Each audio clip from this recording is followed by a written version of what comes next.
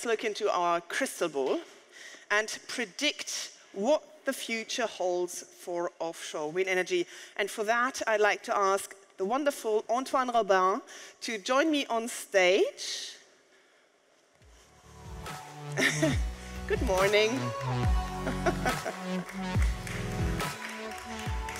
Bonjour Antoine.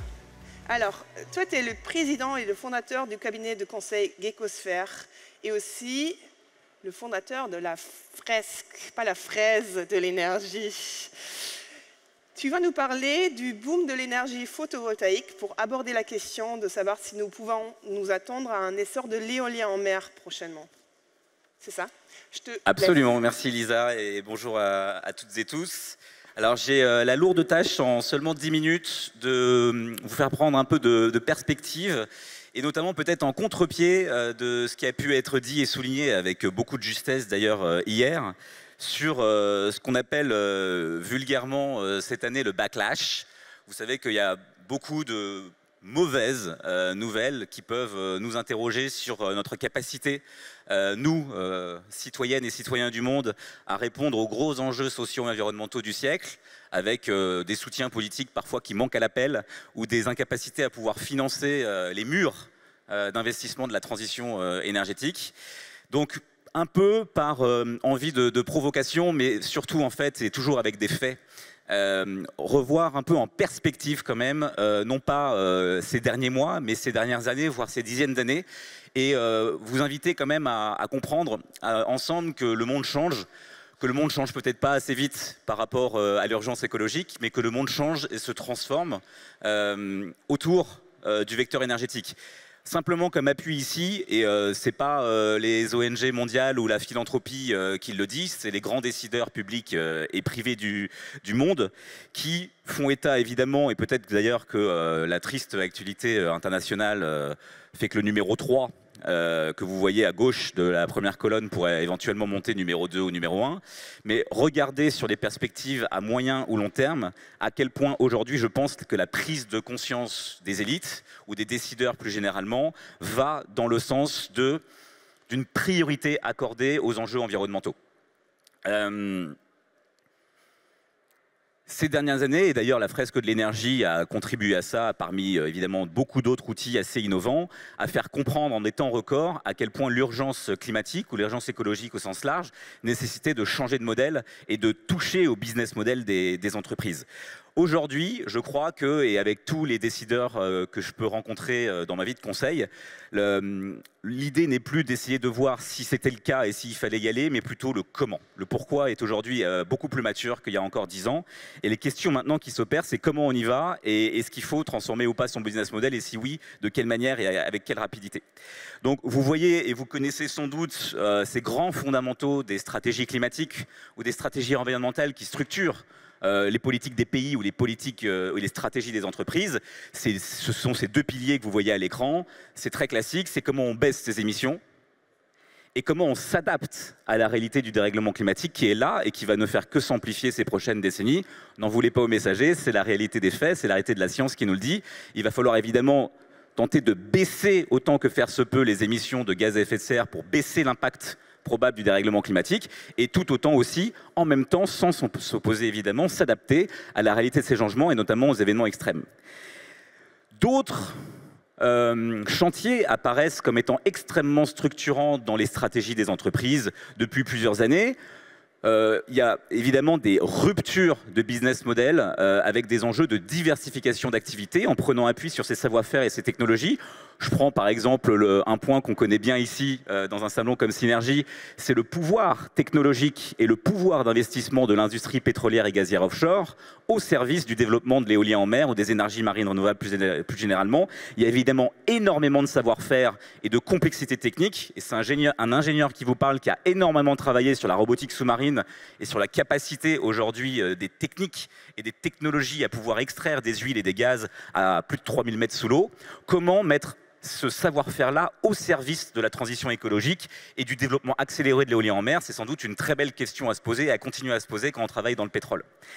On a aussi des nouveaux mots qui sont arrivés. Je ne sais pas si vous les connaissez bien ici, mais tout ce qui est régénération, et comprendre aussi qu'il y a des effets de levier à aller chercher, notamment entre investissement privé, qui est très présent ici, évidemment, quand on cherche à développer un champ éolien en mer ou terrestre aussi, par ailleurs.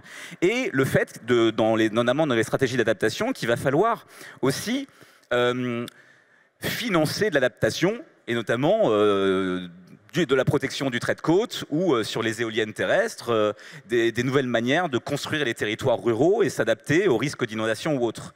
Ça, c'est typiquement des effets de levier qu'on peut aller chercher aujourd'hui entre évidemment laisser l'industrie privée financer ces développements de projets et profiter et faire baisser finalement les coûts marginaux des coûts d'adaptation qui sont très liés aux capitaux publics et de finalement fusionner ces projets-là ensemble pour à la fois faire de l'atténuation avec des nouveaux projets d'énergie renouvelable faiblement carbonés et en profiter pour aller adapter les territoires ou les méritoires pour nos éoliennes en mer parce que de toute façon il faudra financer cette adaptation.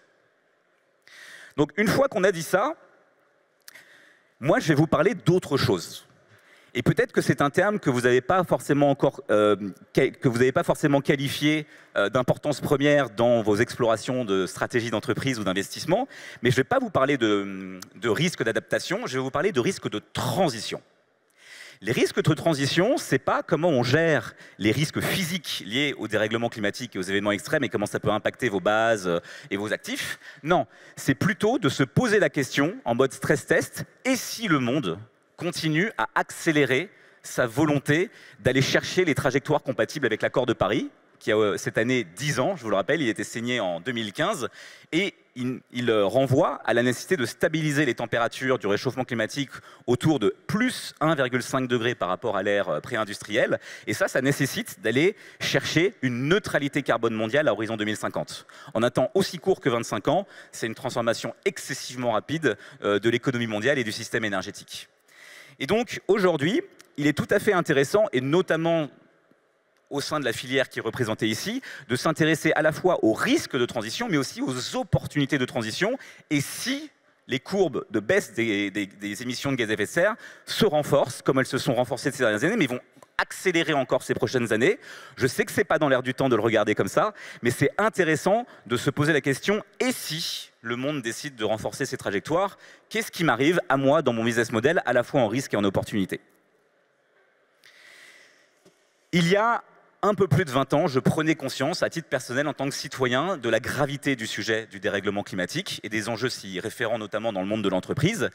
Et nous étions à l'époque, en 2005, en 2007, sur une trajectoire autour d'un plus 5 degrés à l'horizon de la fin de ce siècle-là par rapport à l'ère pré-industrielle.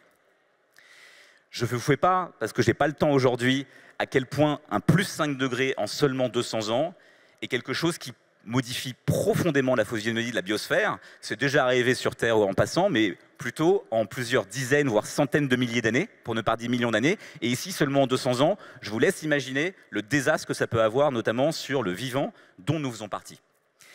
Cette trajectoire, elle n'est plus d'actualité et c'est une bonne nouvelle. C'est le verre à moitié plein, et il n'est pas tout le temps à moitié vide. C'est qu'aujourd'hui, ce plus 5 degrés, c'est plus 3. C'est la tendance actuelle. Elle est totalement insuffisante du point de vue de l'exigence de l'accord de Paris et des recommandations des scientifiques à l'intérieur des rapports du GIEC, que vous connaissez déjà peut-être. Mais c'est quand même beaucoup plus réjouissant de se dire que, et si le monde reste stabilisé autour des trajectoires actuelles avec un plus 3 degrés à la fin du siècle, ça sera quand même mieux qu'un plus 5. Ça n'a absolument rien à voir, ne confondez pas météo et climat. L'enjeu que je vous propose d'analyser pour finir cette courte présentation, c'est, encore une fois, c'est pas mon opinion, mais c'est de se poser la question de « et si ?» Et je n'ai pas de boule de cristal, c'est très malheureux, j'aurais bien aimé en avoir, je suis sûr que vous aussi. Mais posons-nous la question de « et si ?» le monde continuait à raffermir ses trajectoires et aller prolonger, parce que c'est encore possible, et c'est important aussi que les éléments scientifiques et factuels puissent encore le dire, que c'est encore possible d'aller chercher ces trajectoires à plus 1,5 degré à la fin du siècle. Donc posons-nous la question de savoir ce que ça veut dire pour nos business models, à la fois en risque et en opportunité. Faisons un rapide feedback sur le solaire photovoltaïque terrestre, parce qu'on parle évidemment du flottant dans un salon comme Synergie, mais il y a encore quelques années, il n'était pas dans les radars, et évidemment que la naissance de la technologie solaire photovoltaïque est née sur les grandes fermes solaires à terre ou sur les enjeux de toiture. Regardez ces courbes, c'est pas l'Agence internationale d'énergie qui a tort et qui sont des mauvais prospectivistes, pas du tout, on ne va pas leur lancer évidemment cette agression, ce n'est pas le cas, mais l'AIE, l'Agence internationale de l'énergie, elle publie tous les ans son Outlook et elle rend compte finalement d'une vision conventionnelle, en quelque sorte, de notre capacité à transformer notre système énergétique en un temps aussi court que 25 à 30 ans. Eh bien, il y a plus de 20 ans, le poids de l'énergie solaire photovoltaïque dans le mix électrique 2050, il ne dépassait pas 5%. Parce que, à l'époque, les technologies solaires étaient moins performantes et surtout beaucoup plus chères et que la capacité à parier sur ce type de technologie de manière massive n'était absolument pas réunie et personne ne comptait le faire et donc personne ne le faisait et donc ça ne se retrouvait pas dans les prospectives. Il y a des acteurs publics et privés dans le monde qui ont décidé à partir de 2005 d'investir massivement la technologie et de parier sur les économies d'échelle pour dire que le solaire devait occuper une place plus importante dans la solution énergétique de demain.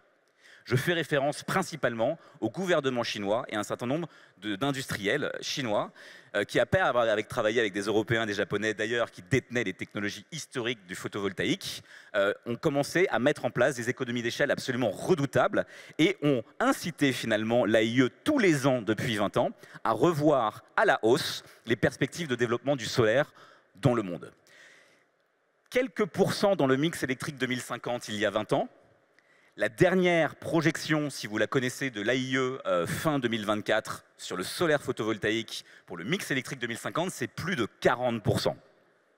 Donc c'est pour vous montrer que le monde a totalement revu à la hausse les perspectives de développement du solaire parce que des acteurs, dans un moment où c'était absolument pas possible de le dire avec autant de légitimité qu'aujourd'hui, que le solaire allait compter de manière décisive et massive dans la solution énergétique de demain.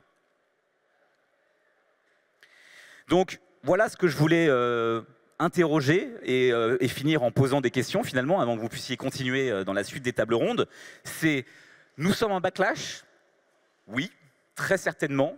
Et on le voit aujourd'hui avec les conflits armés, on le voit aujourd'hui avec la plus grande occurrence d'événements extrêmes et les impacts du dérèglement climatique dans nos vies, et évidemment sur les actifs économiques. On le voit aussi sur les négociations, sur la revue de la mondialisation, du commerce international, des droits de douane. Tout ça est très compliqué à gérer pour les acteurs publics et économiques qui sont en face de moi, pour notamment contribuer à décarboner l'économie mondiale et son système énergétique.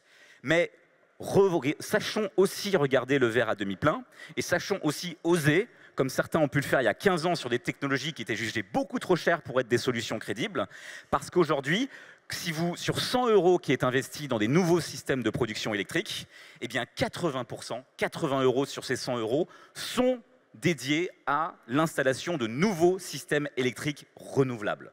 Et ça, c'est plutôt quand même une très bonne nouvelle. On est sur des records d'installation quasiment hors normes depuis 5 ans sur la montée en charge du solaire et de l'éolien. Et il y a évidemment une profondeur de marché qui est totalement qualifiée aujourd'hui autour de l'électrification des usages. Et on va chercher à électrifier tout ce qu'on peut électrifier parce que l'électricité faiblement carbonée, on sait le faire. Et donc décarboner l'économie, demain, c'est électrifier nos usages pour décarboner le système énergétique. Voilà comment je préfère regarder et dézoomer finalement le backlash qui est évidemment ici présent à Synergie et présent ailleurs dans le monde. Mais lorsqu'on prend un peu de recul et qu'on regarde d'ailleurs ce qui s'est passé en 2008 et 2009 avec la crise financière internationale majeure, il y a des reculs, mais ils sont momentanés. Et depuis 20 ans, on continue à changer le monde. Et aujourd'hui, on est encore à 60% de fossiles dans la production électrique. Et demain, il faut construire un monde où le poids de l'électricité sera beaucoup plus important, y compris dans un contexte de sobriété énergétique, et avec des capacités de production faiblement carbonées qui iront au-delà de 90%, et sinon même, certains savent l'écrire aujourd'hui dans de la prospective nationale, jusqu'à 95, 98, voire même 100% de solutions totalement renouvelables pour les mix électriques futurs. Si il fallait finir en vous donnant un seul chiffre, on m'a demandé quand même de finir sur l'éolien en mer. Donc si on regarde la dernière prospective électrique de l'Agence internationale de l'énergie dans son scénario net zéro, on a 25 pétawattheures, donc c'est à peu près l'équivalent de la demande électrique mondiale actuelle, on est à 30, qui est projeté sur la production éolienne terrestre et maritime en 2050. Si on fait, et là je fais que des si évidemment, si on dit que l'éolien en mer représentera ce que l'offshore pétrolier représente dans le pétrole actuellement, c'est-à-dire à peu près 30% de la production, eh bien, on aura 7,5 pétawattheures de production éolienne en mer à 2050. Faites votre calcul de facteur de charge, y compris en intégrant la montée en puissance phénoménale des facteurs de charge avec l'éolien grande puissance. Ça fait état de 1500 à 2000 gigawatts d'éoliennes en mer en production et en fonctionnement en 2050. Je sais que ça fait grossir les yeux ici de ceux qui travaillent sur leur business plan parce que ce n'est pas du tout ce qu'on écrit actuellement. C'est une opportunité de transition. Un monde décarboné, un monde net zéro, un monde compatible avec l'accord de Paris, c'est 1500 gigawatts au moins d'éoliennes en mer en 2050. Je vais m'arrêter là. La Chine est tout à fait remarquable quand on s'y intéresse et ça permet d'ouvrir les sujets que vous allez ouvrir dans les prochaines tables rondes en parlant de l'Asie notamment. Mais comme l'a dit Napoléon sur un tout autre sujet, il y a beaucoup plus longtemps que ce qui se passe dans le monde énergétique depuis 20 ans, quand la Chine se réveille, la Terre tremble. Eh bien, la Chine s'est réveillée sur le solaire en 2010. Elle est en train de structurer une vision ultra ambitieuse sur sa décarbonation. Elle est même en avance sur ses feuilles de route. Eh bien, la Terre de l'énergie tremble et elle tremble dans le bon sens pour aller chercher l'équation climatique. Merci beaucoup de votre écoute et je vous souhaite, sur ces questions ouvertes, de bons échanges dans la suite des tables rondes. Merci encore. Merci beaucoup, Antoine.